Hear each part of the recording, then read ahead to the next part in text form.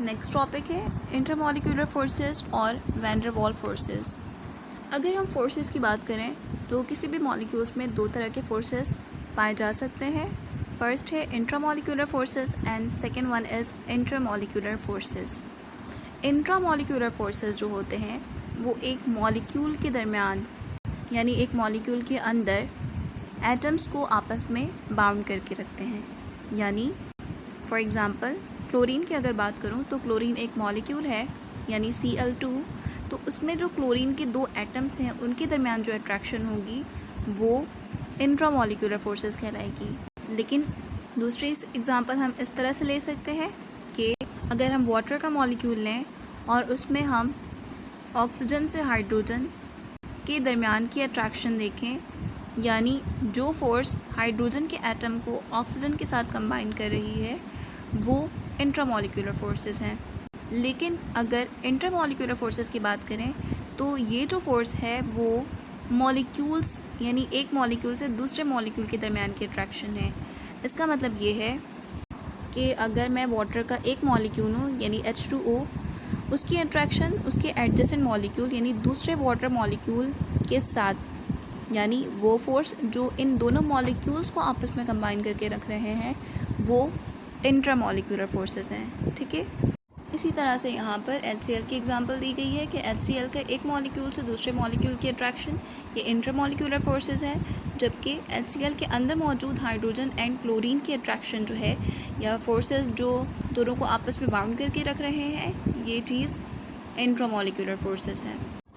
Intramolecular forces को हम van der Waals forces भी कहते हैं और ये नाम उस वक्त दिया गया जब एक डच फिजिसिस्ट ने इसके बारे में डिस्क्रिप्शन दी थी। स्टूडेंट्स, मॉलिक्यूल्स के दरमियान तीन तरह की अट्रैक्टिव फोर्सेस होती हैं: dispersion forces, dipole dipole forces and hydrogen bonding. तो वन बाय वन हम इसे देख लेते हैं। फर्स्ट है डिस्पर्जन फोर्सेस, जिसे हम लंडन फोर्सेस भी कहते हैं। ये एक बहुत वीक अट्रैक्टिव फोर्सेस होती है किसी भी दो एटम्स या मॉलिक्यूल्स के दरमियान, और इलेक्ट्रॉन की मूवमेंट की वजह कर ये फोर्स प्रोड्यूस होती है। Let's take an example of noble gases. यहाँ पर हमने नियॉन के एटम्स लिए हैं और यहाँ ये कहा जा रहा है कि सेंटर में न्यूक्लियस मौजूद है और इसके अराउंड जो है वो इलेक्ट्रॉन्स मौजूद हैं। अब चूँकि नियॉन का एटॉमिक नंबर 10 होता है तो 10 प्रोटॉन न्यूक्लियस में मौजूद होंगे, जबकि 10 इलेक्ट्रॉन्स जो है वो इसके अराउंड रिवॉल्व कर रहे होंगे। यहाँ पर वर्ड यूज़ किया गया है सिमेट्रिकल। सिमेट्रिकल का मतलब ये होता है कि इक्वल डिस्ट्रीब्यूशन है, और इक्वल डिस्ट्रीब्यूशन किसकी है यहाँ पर? इलेक्ट्रॉन्स की।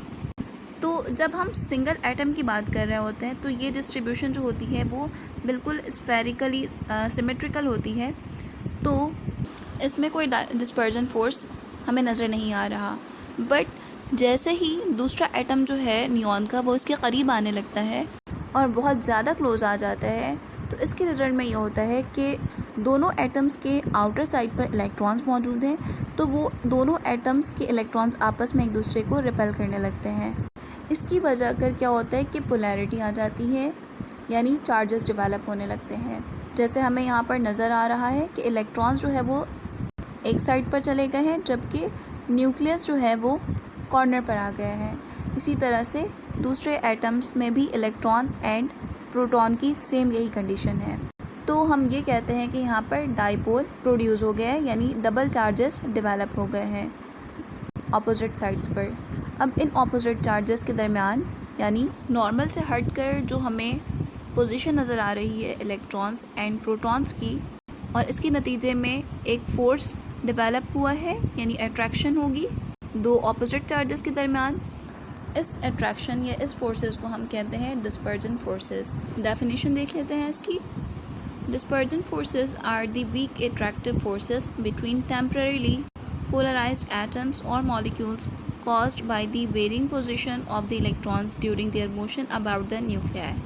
यानी लंडन फोर्सेस या डिस्पर्जन फोर्सेस बहुत ही वीक अट्रैक्टिव फोर्सेस हैं जो कि उस वक्त पैदा होते हैं जब दो एटम्स के दरमियान इलेक्ट्रॉन्स की पोजीशन जो होती है वो चेंज हो जाती है और उसके नतीजे में दोनों एटम्स पे चार्जेस डेवलप होते हैं जो कि टेम्पररी होते हैं, यानी थोड़ी देर के लिए आते हैं और फिर वो जब दोबारा इलेक्ट्रॉन्स अपने पोजीशन पर वापस चले जाते हैं तो ये चार्जेस डिसअपेयर हो जाते हैं।